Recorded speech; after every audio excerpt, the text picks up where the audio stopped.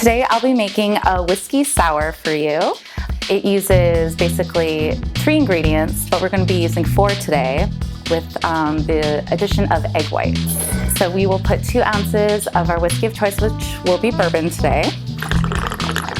We're using Old Grandad, poured into your small mixing tin.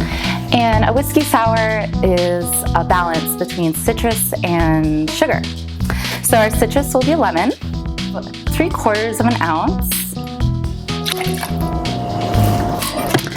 And depending on the citrus that you use, you might have to adjust the sweetness level, but you can start at 1/2 ounce of simple syrup. Simple syrup is really easy to make. It's just equal parts sugar to water. So that's a traditional sour drink. For ours, we're gonna add egg white. And we're gonna do 1/2 ounce of egg white. So egg white was introduced to the sour cocktails in the 1800s. When you shake it up, it emulsifies the egg whites, so it becomes a nice frothy, delicious drink. So we start by dry shaking. Dry shaking is without ice. All right, give it a nice shake. Now we're gonna shake with ice.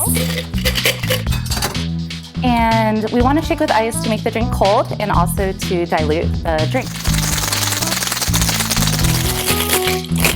All right, we wanna use our Hawthorne strainer, seal it so the ice doesn't escape, and pour into your coupe.